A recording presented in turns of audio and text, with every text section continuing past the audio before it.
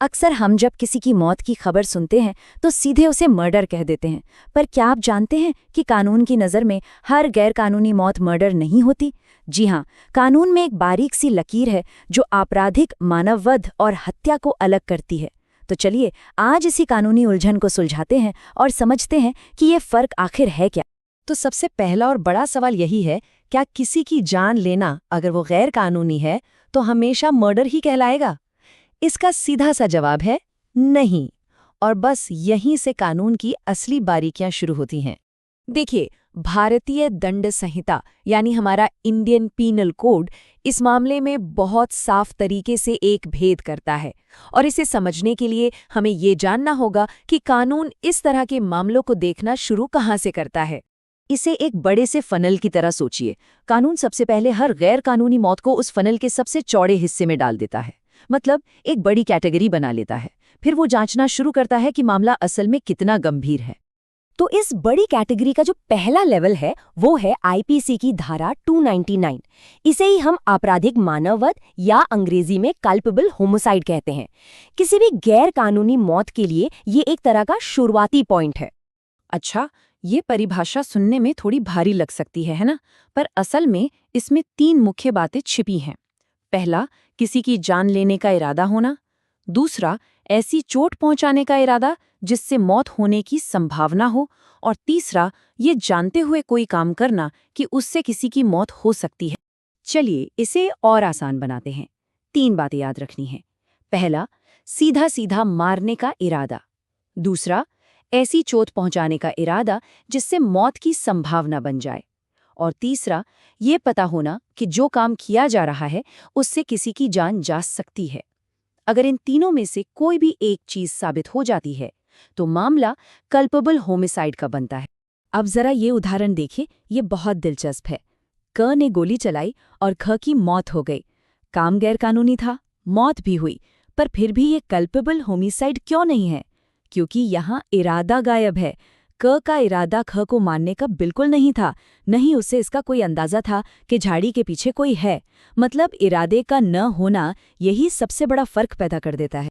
तो अब हम एक लेवल ऊपर चलते हैं। ये कल्पेबल होमिसाइड आखिर मर्डर कब बन जाता है?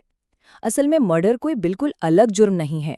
ये कल्पेबल होमिसाइड का ही एक ज्यादा संगीन, एक ज्यादा गंभीर रूप है, जिसके नियम हमें धारा 300 में मिलते हैं। सारा फर्क सिर्फ और सिर्फ सोचने के तरीके का है। इरादे की गहराई कितनी है, वो कितना पक्का है, बस यही बात तय करती है कि अपराध कल्पेबल होमिसाइड रहेगा या मर्डर बन जाएगा। अगर इरादा बहुत मजबूत और निश्चित है तो समझिए मामला मर्डर का है। ये स्लाइड इस फर्क को बहुत अच्छे से समझाती है। जरा शब्दों पर ध्यान दीजिए। कल्पेबल होमिसाइड में संभाव्य यानी लाइकली शब्द का इस्तेमाल हुआ है, लेकिन मर्डर में जानता है यानी नोज या पूरी संभावनाता में यानी इन ऑल प्रोबेबिलिटी जैसे शब्दों का। ये सिर्फ एक संभावना नहीं बल्कि एक तरह की निश्चितता की तरफ इशारा करते हैं। ये देखिए, ये मर्डर का एक बिल्कुल सीधा साधा टेक्स्ट बुक केस है। इरादा एकदम साफ था, काम भी कर दिया। यहाँ कोई शक या सवाल की गुंजाइश ही नहीं बचती। लेकिन रुकिए, कहानी में एक दिलचस्प मोड़ भी है। कानून कुछ ऐसी खास सिचुएशंस को भी मानता है जहां जानबूझकर किसी की जान लेने के बावजूद वो काम मर्डर नहीं माना जाता और वापस कल्पेबल होमिसाइड की कैटेगरी में आ जाता है। जी हाँ, पूरे 5 ऐसे अपवाद यानी एक्सेप्शंस हैं जो इस अपराध की गंभीरता को कम कर देते हैं। ये वो हालात होते हैं जब माना जाता है कि इंसान का अपने किए पर शायद पूरा कंट्रोल नहीं था या उसकी मंशा उतनी बुरी नहीं थी। तो ये हैं वो 5 अपवाद, जैसे किसी ने इतना उकसा दिया कि अचानक गुस्से में कोई अपना आपा खो बैठा, या फिर अपनी आत्मरक्षा करते हुए जरूरत से ज्यादा बल का इस्तेमाल कर दिया, या मान लीजिए अचानक कोई झगड़ा हुआ और बिना किसी पुरानी प्लानिंग के किसी की मौत हो गई। ये सब मर्डर की कैटेगरी से बाहर हो सकते हैं। अब ये उदाहरण देखिए, क ने अपनी जान बचाने के लिए गोली चलाई, ठीक है, लेकिन सवाल ये है कि क्या सच में खतरा इतना बड़ा था कि सामने वाले की जान ही ले ली जाए? कानून कहता है शायद नहीं। उसने अपनी आत्मरक्षा की जो सीमा थी उसे लांघ दिया, इसीलिए ये मर्डर नहीं बल्कि कल्पेबल होमिसाइड माना जाएगा।